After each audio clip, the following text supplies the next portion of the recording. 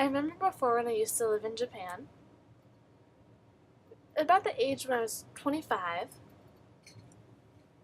Well, when I was 20, I had set up a business and I really had no time. I just was working night and day with the business, and by the time I was 25, I decided that I needed a break. I just had to take a week off.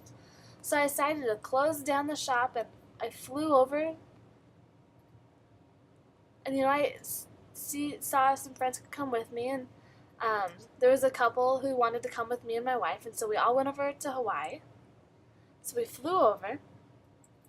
I was thrilled because I had never been out of the country. So I was so excited. It was my first time flying out. So we went over, we got to Hawaii. We went into Honolulu. We went to just do some shopping and went and saw Waikiki, and we're touring around in the area and just enjoying ourselves, went swimming, saw all the different buildings that they had, and really when I arrived in Hawaii, it was a little bit of a shock for me. I had this picture of what Hawaii would be like, with the ladies in the hula dresses, and it wasn't like that at all. I mean, everybody looked like people in Japan. And it seemed like there were tons of Japanese people there. And I realized that a lot of Japanese people tend to go there. So it looked like I was in like a Japanese city like Tokyo or something. So I was really surprised. So my friends, they recognized the poster.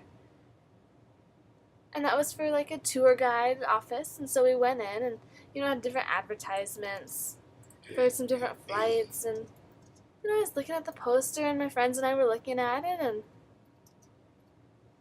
yeah, we're like, well, then do you want to see about that? That might be a good experience. So we thought, we'll just go in and see about it.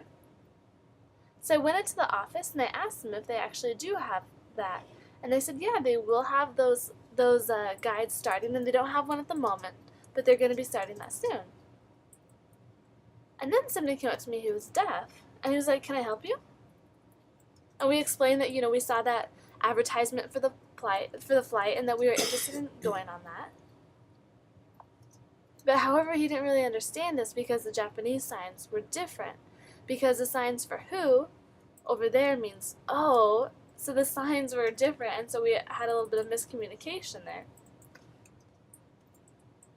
And so we were pointing and gesturing, and really when he was trying to ask us who wanted to go on the flight. And so then when we signed our sign for it, it's their American sign for suck. But what we were really saying is please. And so he was just like, what are you saying? So it was a big miscommunication as we were trying to sign back and forth. And finally we were able to get our point across, that we wanted to go on that plane. And he said that it'd be opening in the next month, but that it wasn't opened yet. But asked if we wanted to see it. And so, yeah, sure. So then they called somebody, and we just kind of hung out and waited. And they said that right now they were practicing. In a month they're going to open up the flight, but for right now they're just practicing. So they asked if we wanted to come and see it. However, they said it would be $250 for each person for 20 minutes.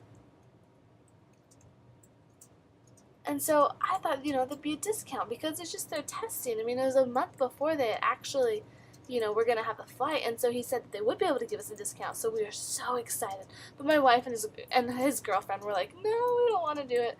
And so we were like, okay, they don't have to. However, I mean, they just want to go shopping. I was like, you guys serious? That's so boring. Like, let's go out and see some different stuff. And so I was so excited that, me and my friend, we decided, let's go. And, his girlfriend and my wife, they went off shopping. And we were like, yeah, let's head out to the plane. And so we went over and we were up there for an hour. And there's a place called North Shore. And that's where we went. They had a private airport over there. And there was nothing around. I saw one man who was a farmer just walking around, and he was talking, and I had no idea what he was saying, so my friend and I were kind of trying to gesture that we were looking for the plane, and so he gestured that it was over to the other side, and so we walked over there and we saw a window, and we saw you know, a man with this big cigar and um, big glasses for flying the plane, and he had this big round belly, and so, you know, he motioned to come on over, and they started with a TV talking about different safety precautions, such as you can't put your hands up, you have to keep your hands down, you have to wear the glasses, the goggles, you know. So we were just, you know, kind of bored, not really getting everything, but that's okay. We were just going along with it, and finally the movie was done, and we signed all the forms and everything, and we were ready to go, and so he asked which one would be first. I was a little bit uncertain about it because, I mean, the plane, it was beautiful. The wings had 2 levels, and it was dark blue with different stars around it, and the rest of the body of it was red with white stripes, and it was kind of, you know, to represent the American flag, the way that it was designed with the 2 wings parallel to one another. And they had, and where the wings are parallel is where the flame would go out. And so I just looked at it, it's just beautiful. And so, you know, we got on all of the gear that we needed to get on, and, you know, my friend and I were like, well, who's going to go first? And I was like, you go first. No, you go first. So we did rock, paper, scissors, and I was like, okay, ready? And I lost. So I was like, okay. So he's, you know, laughing, haha, you have to go first. So, okay, I walked over and I got into the airplane, and there's 2 seats, one in front of the other. And so the person who does the driving is in the back, and the person who sits is just in the front. And so he directed me, you know, don't touch anything, just sit and watch. Like, do not touch the controls at all. And so I sat there and buckled myself in and everything, and I'm used to racing, so usually we have, you know, 3 different seatbelts. However, he had 5, because instead of 2 across the shoulder and then 2 across the lap, there's also one that goes up in between the legs.